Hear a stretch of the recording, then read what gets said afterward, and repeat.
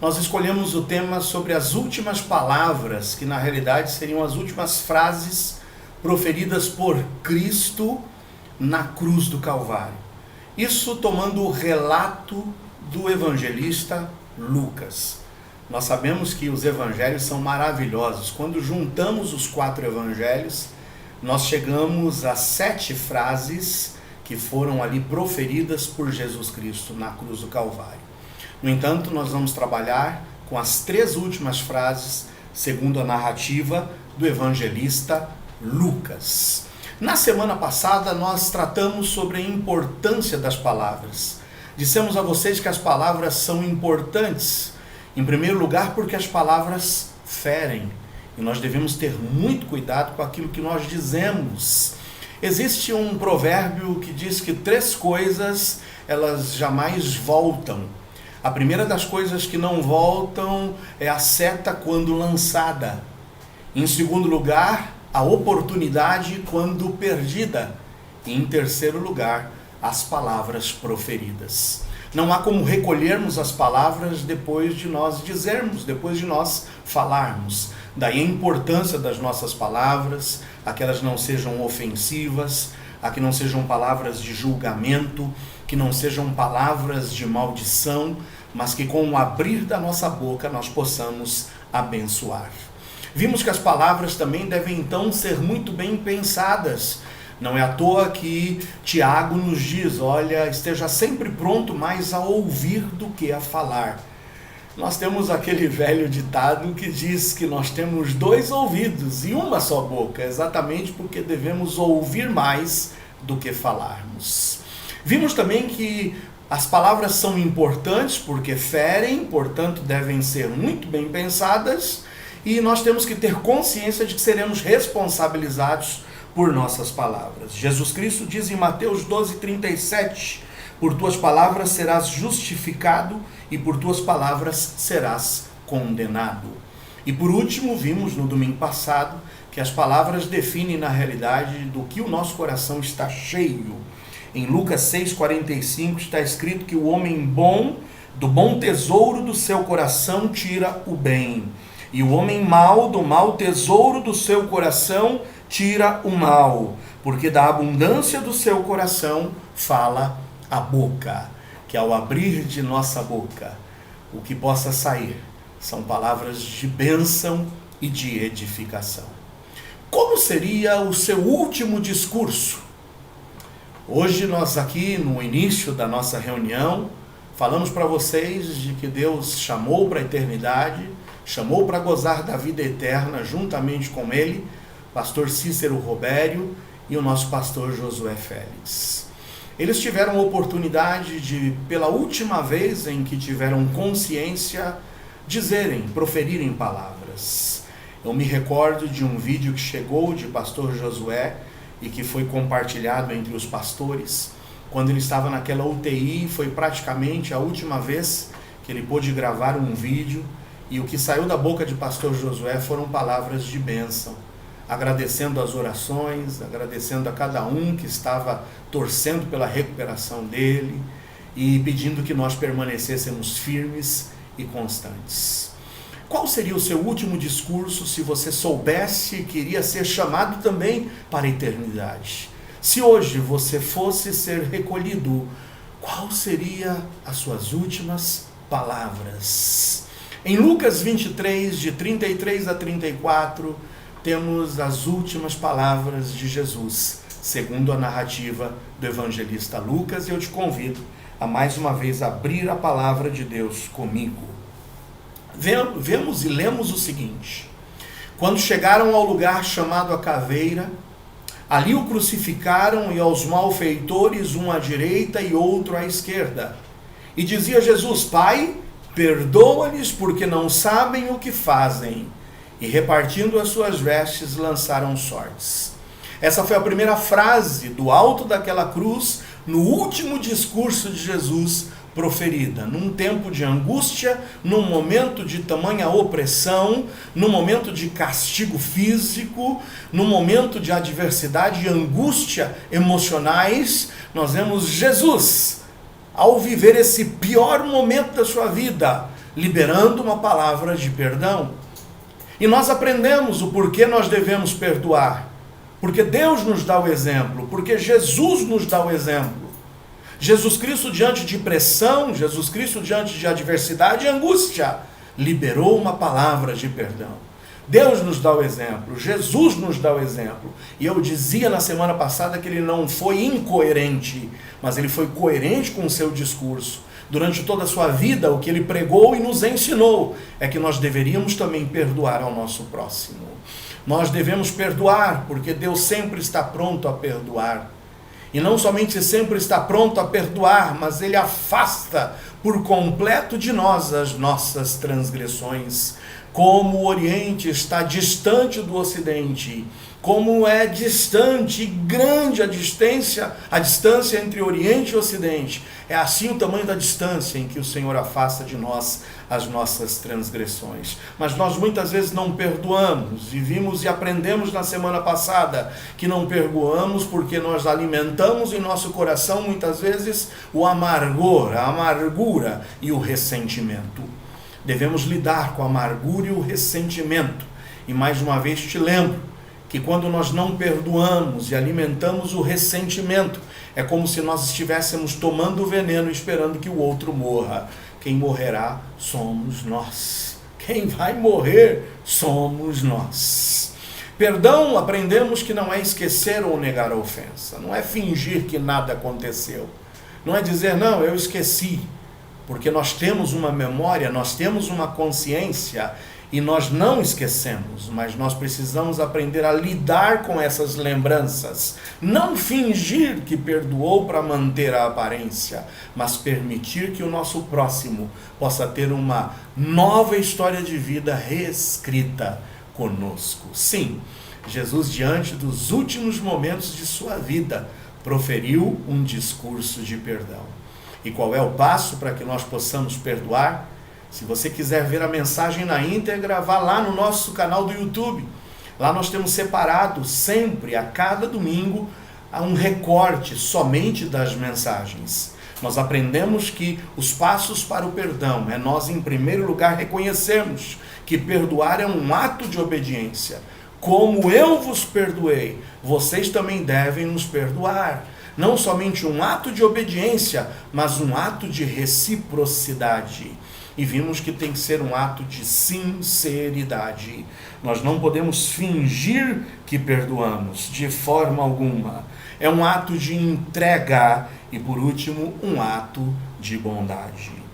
Sim, meus amados irmãos, diante dos piores momentos de sua vida, Jesus libera uma palavra de perdão.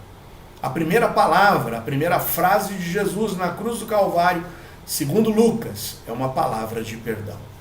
E qual seria a segunda frase? Qual seria a segunda palavra que Jesus quer deixar gravada em nosso coração e que ele pronunciou nos momentos de mais pressão de sua vida, de angústia e de adversidade?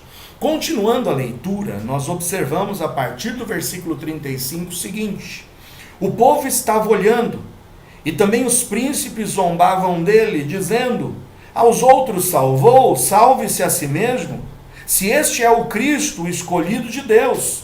E também os soldados o escarneciam, chegando-se a ele e apresentando-lhe vinagre. E dizendo: se tu és o rei dos judeus, salva-te a ti mesmo. E também por cima dele estava um título escrito em letras gregas, romanas e hebraicas, que diziam o seguinte: este é o rei dos judeus. E um dos malfeitores que estavam pendurados blasfemava dele, dizendo: se tu és o Cristo, salva-te a ti mesmo, mas salva-te também a nós. Respondendo, porém, o outro repreendia-o, dizendo: tu nem ainda temes a Deus, estando na mesma condenação? E nós, na verdade, com justiça, porque recebemos o que os nossos feitos mereciam, mas este nenhum mal fez. E disse a Jesus: Senhor, lembra-te de mim quando entrares no teu reino. E disse-lhe Jesus, veja qual é a segunda frase, a segunda palavra dirigida por Jesus, a este condenado. Em verdade te digo, que hoje estarás comigo no paraíso. E era já quase a hora sexta, e houve trevas em toda a terra, até a hora nona, escurecendo-se o sol. Muito bem, o que aprendemos na mensagem de hoje, o que aprendemos com essa segunda frase de Jesus Cristo, aprendemos que diante do pedido de um dos malfeitores, Jesus responde: em verdade te digo que hoje estarás comigo no paraíso. Diante de um pecador arrependido, Jesus libera uma palavra de salvação. Sim, diante de um pecador arrependido, Jesus libera uma palavra de salvação. Vamos analisar a vida desses dois homens, desses dois criminosos. Nós não sabemos o que eles fizeram. Nós não sabemos qual foi o crime cometido por eles. Nós não sabemos os detalhes, as minúcias. Nós não sabemos o merecimento ou não deles estarem ali. Sabemos sim que eles cometeram crimes e ali estavam sendo julgados justamente pelo sistema judiciário daquela época, que os condenou à morte em uma cruz. Agora, o que é a atitude do primeiro criminoso? Quando lemos o versículo 39, o primeiro dos criminosos se volta para Jesus e ele diz o seguinte: um dos malfeitores que estavam pendurados blasfemava. Ele fez uma escolha. Ele fez a escolha de blasfemar contra Deus.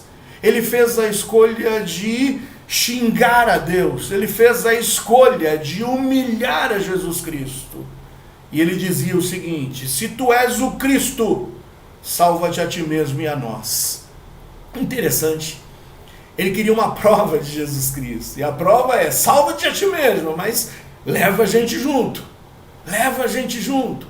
Essa é a atitude de muitas pessoas que se aproximam de Jesus. O interesse pessoal, o interesse de querer uma solução de seus problemas, o interesse de querer benefícios. E esse homem, esse condenado, se dirige a Jesus blasfemando, com desrespeito, com palavras ofensivas, ridicularizando Jesus do alto daquela cruz e dizendo: prova para mim que tu és o Cristo. Prova. Em alguns outros relatos diz o seguinte: desça dessa cruz agora e leva a gente junto. O primeiro criminoso age dessa forma. Ele blasfema contra Deus e contra Jesus. Qual é a atitude do segundo criminoso? Ambos eram criminosos. Ambos cometeram delitos.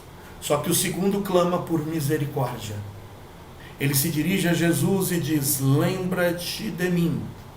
E lembra-te de mim quando entrares no teu reino. Vemos aqui dois homens e duas escolhas. Sabe, o Senhor nos dá o livre arbítrio.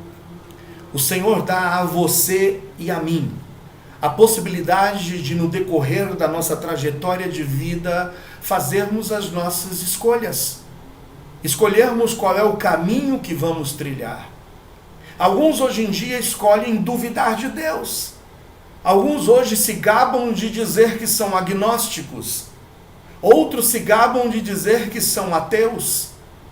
Outros se gabam de dizer que não dependem de Deus e que com a força do seu braço eles vão obter o sucesso de suas vidas. São escolhas que as pessoas fazem. Alguns acham que a fé em Deus é algo que nos limita, que a fé em Deus é algo que faz de nós pessoas alienadas. Nós temos o direito de fazer as nossas escolhas, mas em contrapartida outros se apegam à fé. Nós hoje falamos, e mais uma vez repito, de dois homens que fizeram escolhas em suas vidas. Não somente esses dois homens na cruz do Calvário fizeram escolhas, mas nós a cada dia fazemos escolhas. Pastor Cícero Robério, pastor Josué fizeram escolhas em suas vidas. Escolheram abraçar a fé, escolheram seguir a Jesus, escolheram confiar na vida eterna, E esses dois homens no alto daquela cruz também fizeram escolhas. Dois homens que nós não sabemos quais as circunstâncias de suas vidas, mas dois homens que cometeram delitos. E duas escolhas.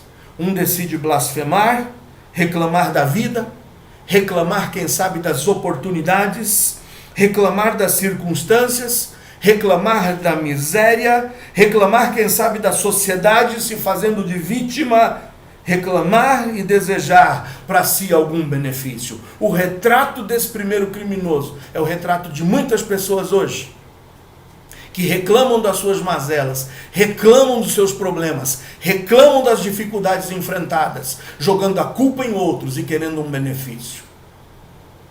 Dois homens, duas escolhas. O segundo homem resolve reconhecer as suas falhas. Resolve reconhecer do alto daquela cruz quão erradas foram as suas escolhas. E arrependido, ele decide crer em Jesus. Dois homens, duas escolhas. Eu quero que você saiba que quando nós decidimos não decidir, nós já decidimos rejeitar. Se diante das decisões de nossas vidas, diante das escolhas de nossas vidas, nós resolvermos não nos decidir por Jesus, quando a gente decide não decidir, a gente já está decidindo rejeitar. O primeiro homem já tomou uma decisão. Por não decidir por Jesus, já tomou a decisão de rejeitar a Jesus.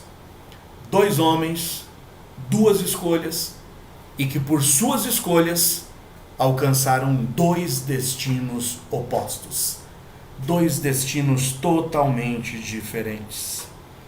Existe um ditado, muitos dizem que todos os caminhos levam a Roma, portanto todos os caminhos levam a Deus. Todas as religiões levam a Deus. Já ouviu? Já ouviu esse argumento de todas as pessoas? Todas as religiões levam a Deus, todos os caminhos levam a Deus. E sabe, talvez você vai se escandalizar no que eu vou lhe dizer. De fato, todos os caminhos levam a Deus. Sabia? Todos os caminhos, não importa. Todas as tuas escolhas vão te levar a Deus. Se você decidir rejeitar a Deus, esse caminho de rejeitar a Deus te levará até Deus. Se você escolher crer em Deus e aceitar a Jesus como seu Salvador, esse caminho também te levará a Deus. Todos os caminhos nos levam a Deus. No entanto, um dos caminhos te levará diante de Deus para ser julgado e condenado, enquanto o outro caminho te levará diante de Deus para ser absolvido e para gozar da vida eterna. Todos os caminhos levam a Deus, mas só um caminho nos leva a uma vida com Deus. Mais uma vez eu te repito, todos os caminhos levarão você a Deus, mas só um caminho te levará a uma vida eterna com Deus. E esse caminho é Jesus. É por isso que diante de um pecador arrependido, que faz a escolha de crer em Jesus, Jesus libera uma palavra de salvação. Essa é a palavra de salvação liberada por Jesus. Porque podemos crer que esse pecador arrependido foi salvo? Porque ele foi salvo. Nós vamos analisar agora a palavra do criminoso a Jesus. Vamos olhar os ingredientes contidos no discurso desse pecador arrependido para com Deus, para com Jesus, e daí tirarmos as nossas conclusões. Primeira coisa que esse segundo criminoso, que decide se decidir por Jesus, que decide fazer uma escolha por Jesus, ele expressa na sua palavra, no seu discurso, é que ele tinha consciência do juízo de Deus. Ele tinha consciência do juízo de Deus. Veja o que diz no versículo 40. Tu nem ainda temes a Deus? Quando o primeiro criminoso blasfemava contra Jesus, quando o primeiro criminoso questionava Jesus, quando o primeiro criminoso se dirigia a Jesus com desrespeito, querendo que Jesus provasse quem ele era, descendo daquela cruz, mas levando ele junto, o segundo criminoso olhava e confrontava o primeiro, dizendo: tu nem ainda temes a Deus? Você não tem temor a Deus? Você não teme o fato de que um dia prestaremos contas a Deus? Você não tem consciência de que nós seremos justificados ou condenados por nossas palavras? Lembra da importância das palavras? Esse primeiro criminoso resolve no último discurso da sua vida afrontar a Deus e a Jesus. Esse segundo criminoso resolve no último discurso da sua vida pedir perdão a Deus. Ele demonstra ter consciência do juízo de Deus. Sabe, a Bíblia diz em Hebreus 9:27, que aos homens está ordenado morrer uma vez, e depois disso virá o juízo. E mais uma vez eu repito, todos ou grande parte das pessoas dizem que todos os caminhos levarão a Deus, e mais uma vez eu repito, de fato, todos os caminhos, qualquer tipo de escolha que você fizer, te levará a Deus, porque aos homens está ordenado morrer, e depois disso vem o juízo, e esse juízo será perante Deus, diante de Deus. Se você rejeitar, você será levado até Deus. Se você crer, você será levado até Deus. Mas, no entanto, só um caminho nos leva a uma vida com Deus. E não há como fugirmos desse juízo. Eu me recordo de uma pequena história, uma ilustração, tá bom?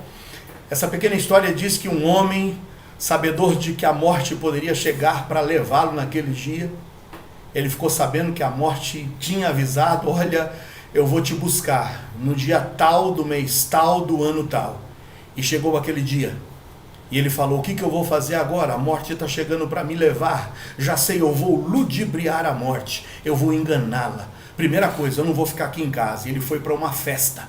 E no meio daquela festa, no meio da multidão, ele resolve: bom, eu vou tentar enganar a morte. Já sei, ele era cabeludo. Ele tinha um cabelo comprido, uma vasta barba. Ele falou: eu vou enganar a morte.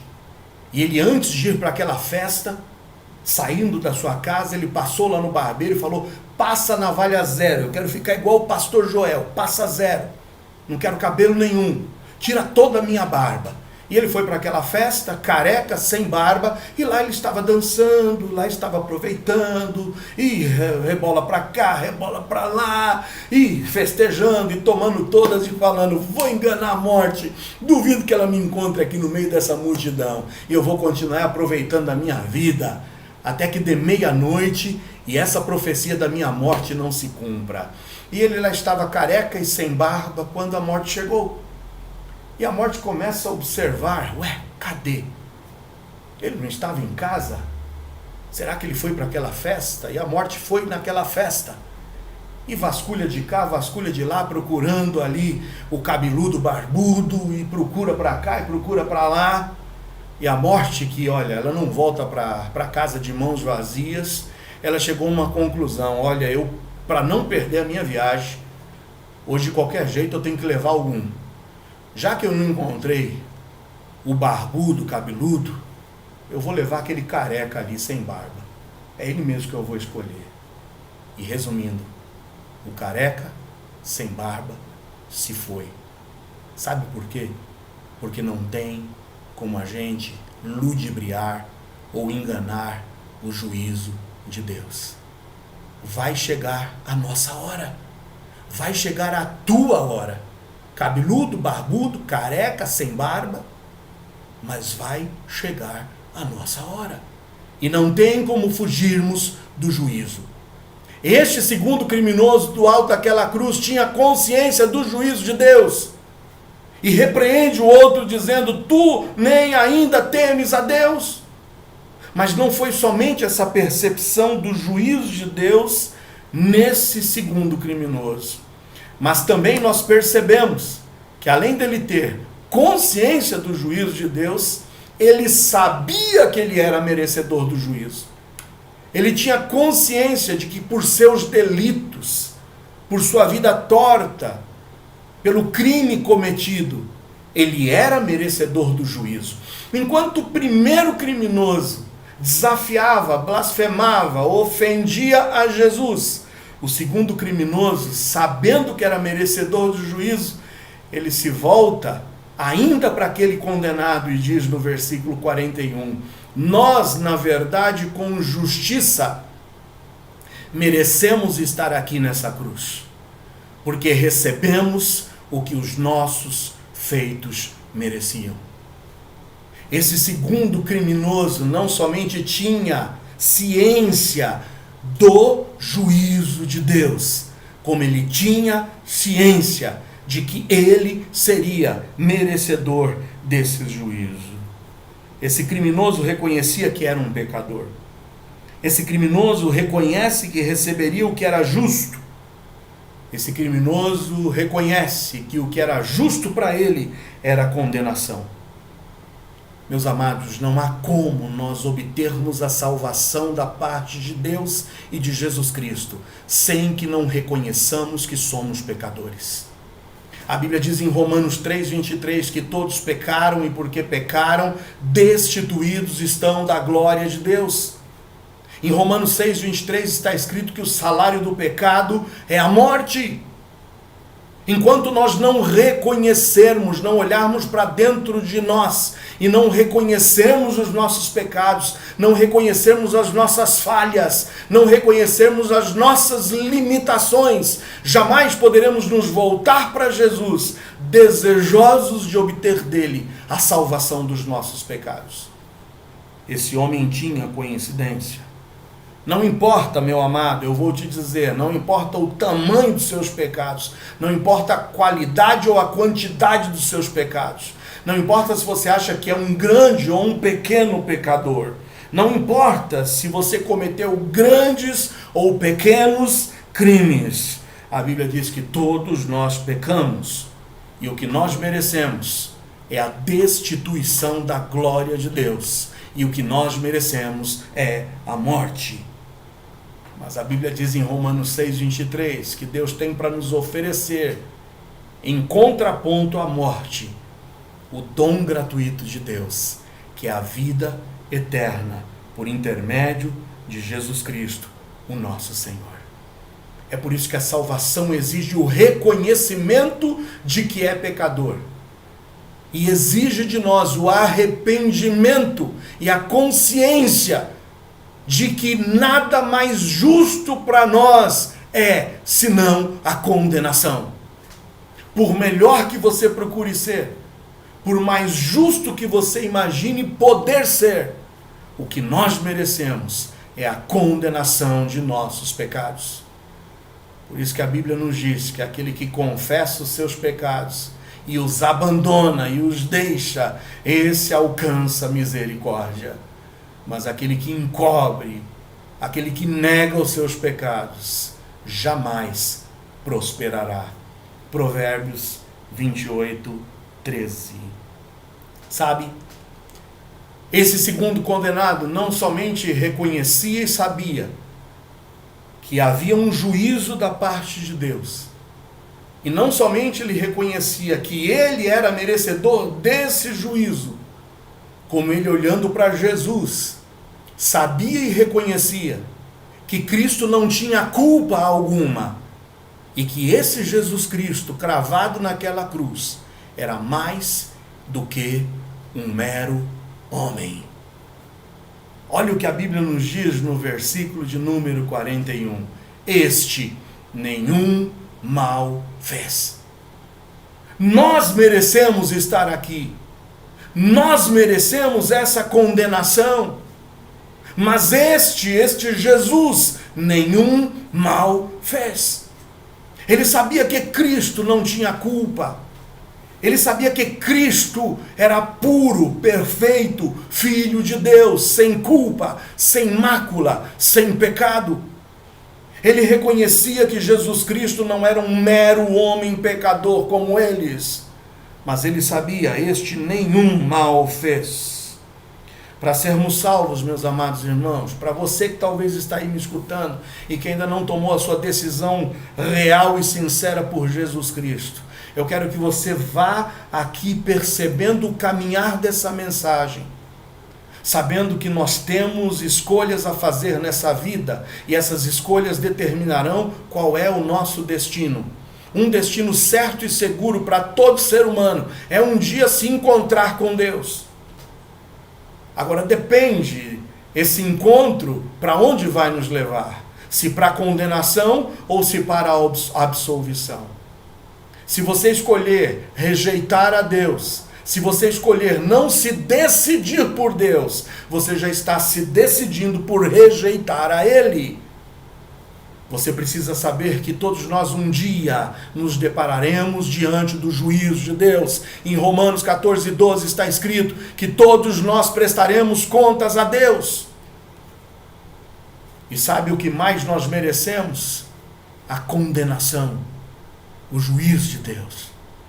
Mas é necessário que olhemos para aquela cruz do Calvário e reconheçamos que na cruz do Calvário, Jesus Cristo, o perfeito Filho de Deus, nenhum crime cometeu. Ele era puro, perfeito. Ele era a luz em pessoa. Ele era o Deus encarnado, sem mácula, sem pecado.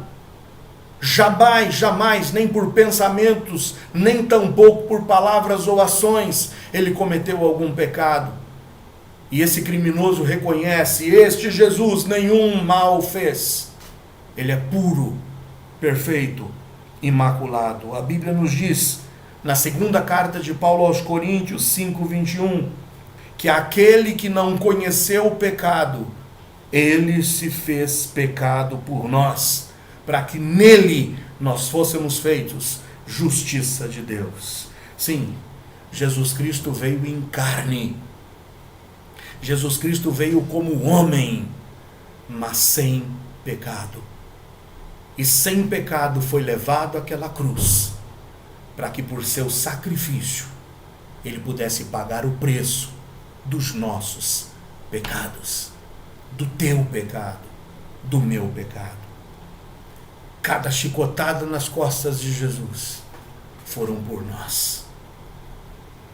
Cada cravo colocado em suas mãos e em seus pés foi por nossa culpa, por nossa causa. E esse pobre, miserável, moribundo, criminoso reconheceu isso do alto daquela cruz. Sim, ele sabia que somente Cristo e a sua graça poderia salvá-lo. Ele tinha consciência do juízo de Deus. Ele tinha consciência de que ele merecia o juízo de Deus. Mas ele reconhecia que Jesus Cristo, o perfeito Filho de Deus, ali não merecia estar. Era puro, perfeito, imaculado. Não era um mero homem, mas era o Filho de Deus. E ele sabia que somente Cristo, o perfeito Filho de Deus, por sua graça, poderia salvá-lo. Olha as palavras do criminoso no versículo de número 42. Senhor. Senhor. Ele reconhece o senhorio. Ele reconhece a divindade. Ele reconhece a origem e o poder daquele que estava naquela cruz. E se dirige a ele humildemente dizendo: Senhor, lembra-te de mim. Não havia ali naquele momento justificativas. Ele não perdeu tempo tentando argumentar as razões pela qual ele estava ali, se era ou não merecedor. Ele não tentou se desculpar, ele não tentou apelar para o vitimismo. Ele não havia ali naquele momento de recorrer a ninguém mais a não ser a Jesus. Mas quantos hoje em nossos dias não apelam para as desculpas, para o vitimismo, para as justificativas? Sabe por que eu tive que fazer isso? Sabe por que eu escolhi esse caminho? E colocam sempre a culpa nos outros, se fazendo de vítimas de uma sociedade opressora. ou de situações, mas esse homem simplesmente se dirige para Jesus dizendo: Senhor, lembra-te de mim. Ele decidiu confiar em Jesus. Ele decidiu escolher Jesus. Ele sabia que somente Cristo poderia salvá-lo, pois o reconheceu como não simplesmente um mero homem, mas o reconheceu como Senhor e como Messias. Lembra-te de mim, Senhor, quando entrares no teu reino.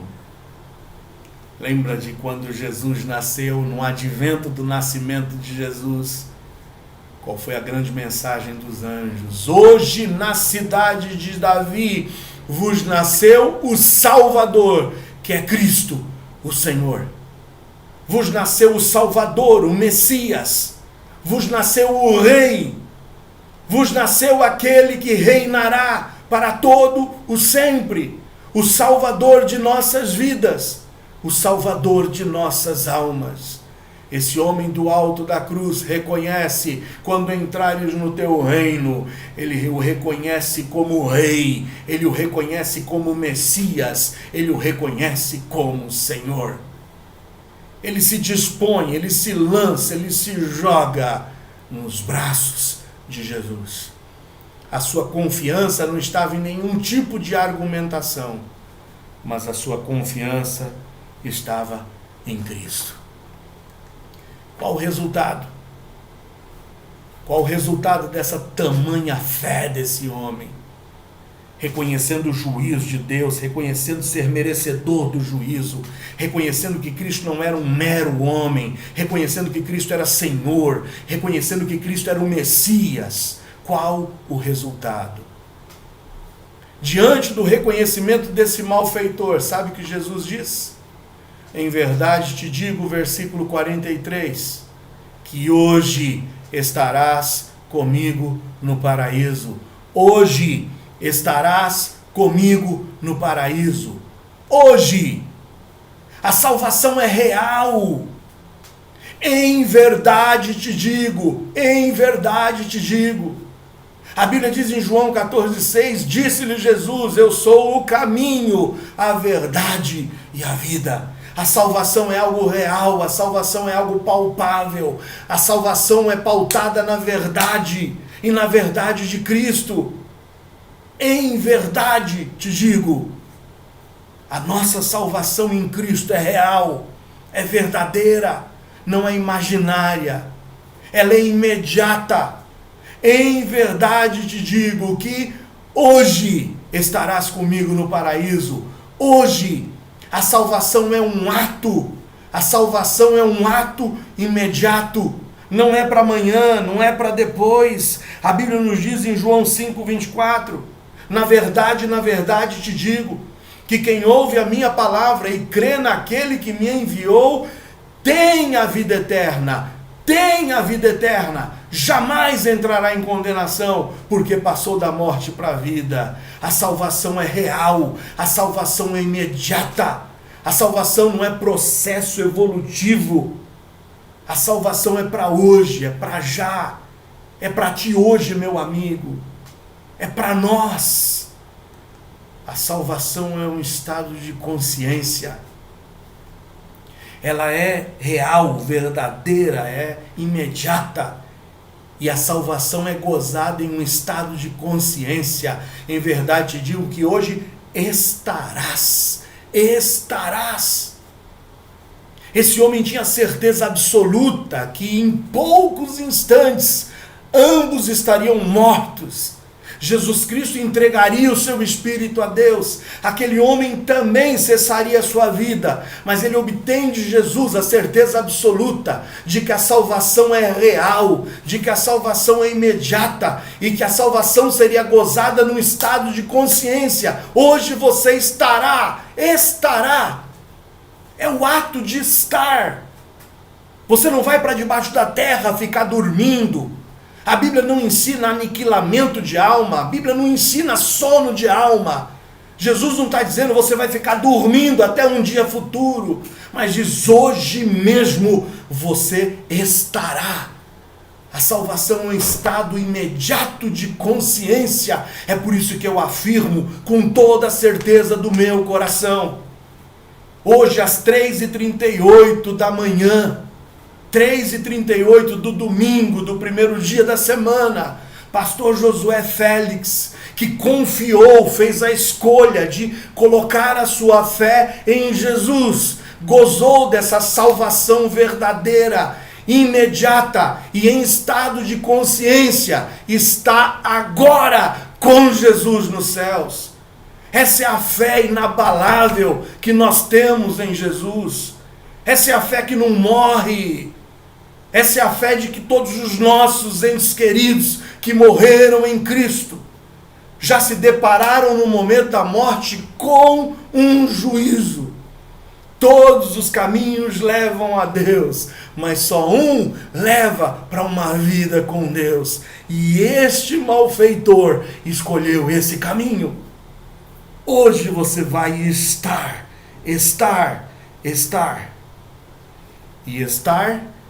comigo.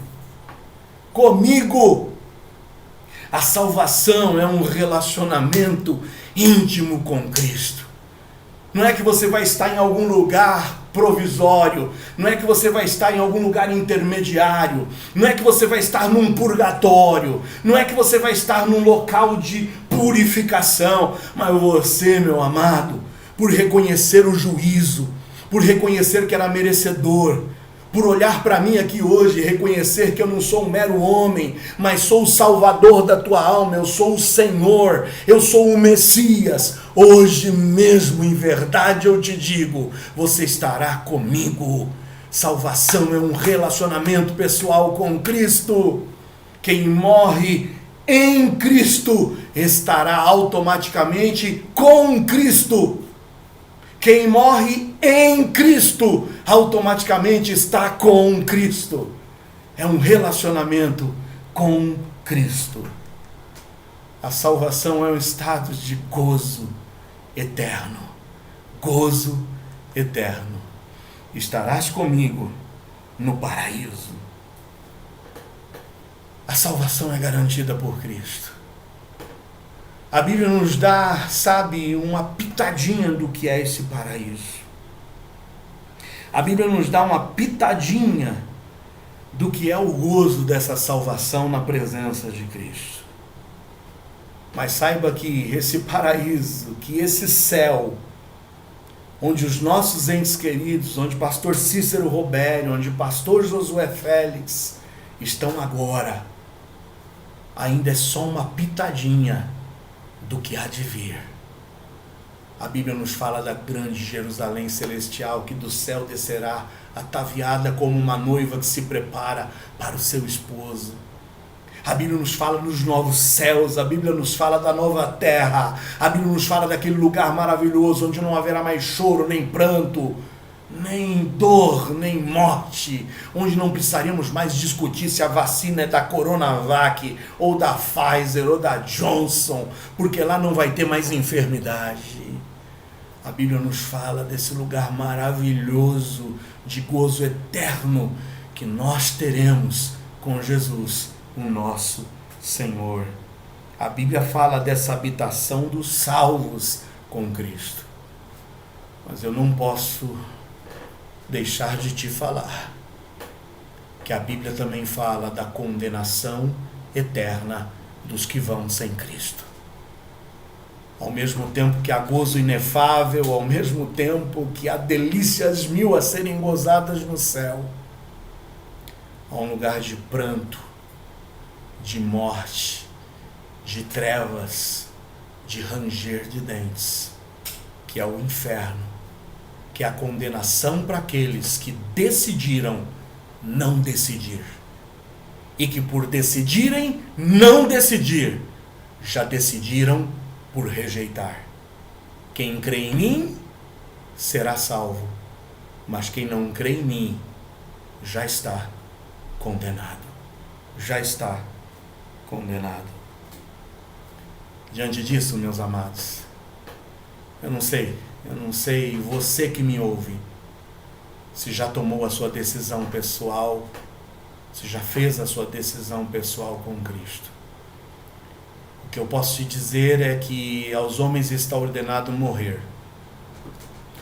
Pastor Cícero Robério, semana passada mesmo, havia compartilhado no grupo de pastores da melhora que ele tinha tido da Covid, de como os remédios estavam surtindo efeito. Conversava hoje com o pastor Sérgio, meu primo, e ele dizia, na segunda-feira eu conversei com o pastor Robério. Estava bem, só reclamando de um pequeno sangramento na garganta. Pastor Cícero Robério já está nos braços do Pai. A Bíblia diz em Tiago 4,14 que a vossa vida é como um vapor que aparece por um pouco e logo se desvanece. Sabe? O apóstolo Paulo hoje nos desafia com esse texto que ele escreveu aos Coríntios no capítulo 6, versículo 2. Ouvi-te em tempo aceitável e socorri-te no dia da salvação. Eis aqui agora o tempo aceitável. Eis aqui agora o dia da salvação. Escolha hoje. Decida hoje por Jesus. Reconheça que é um pecador, como aquele malfeitor reconheceu. Reconheça que haverá um juízo, como aquele condenado reconheceu. Reconheça que Cristo é o Senhor, é o Salvador que na cruz do Calvário derramou o seu precioso sangue por ti. E receba-o hoje como o Messias, como o Salvador. Creia nele, entrega a tua vida a ele, entrega o teu coração a ele. Feche os seus olhos. E se você quer confiar hoje a sua vida a Jesus, a Bíblia diz que é muito simples. Em Romanos 10, 9 em diante diz, a saber se com a tua boca confessares ao Senhor Jesus, e em teu coração creres que Deus o ressuscitou dentre os mortos, serás salvo. Visto que com o coração se crê para a justiça e com a boca se faz confissão para a salvação. Creia hoje em Jesus. Toma o rumo desse segundo condenado, que quando suspirou pela última vez, acordou com Jesus no paraíso. Entrega a tua vida a Jesus. Faça essa oração simples. Diga aí onde você está me acompanhando nessa transmissão. Diga, ó Deus, eu sei que sou um pecador. Eu reconheço que mereço a condenação. Mas hoje eu creio em Jesus como meu Senhor e como meu Salvador. Salva-me. Perdoa-me. Lembra-te de mim. Lembra-te de mim. Lembra-te de mim. Ó Pai, se há alguém acompanhando essa transmissão que ainda não creu no Teu Filho Jesus, mas que fez essa oração, ó Deus, que o Senhor possa agora mesmo confirmar no seu coração e dar a ele a mesma certeza que o Teu Filho Jesus deu àquele condenado. Hoje mesmo estarás comigo no paraíso. Salve essas vidas em nome de Jesus. Amém.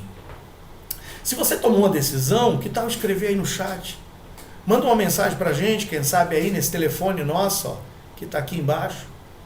Manda uma mensagem lá para a secretaria, diga, olha, eu me decidi por Jesus, eu quero mais informações, eu gostaria de um estudo bíblico, eu quero ter mais noção dessa decisão que eu fiz. Eu mesmo me proponho a entrar em contato contigo, a estudarmos a Bíblia juntos.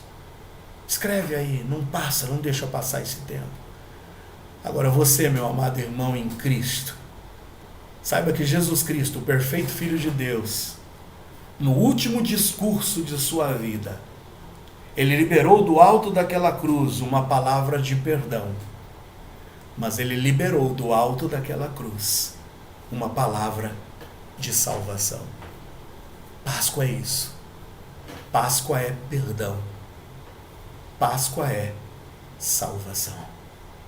Que o Senhor nos ajude a confiarmos cada vez mais e a batalharmos por essa salvação. A que você possa, em nome de Jesus, ter certeza e convicção de que se você fechar os seus olhos hoje, seja por Covid, seja por infarto, seja por um acidente, a promessa de Jesus para ti que confiastes nele é de gozo inefável, eterno, consciente, imediato, nos braços do Pai. Que você se alegre por ter nascido de novo. Presta atenção nesse cântico.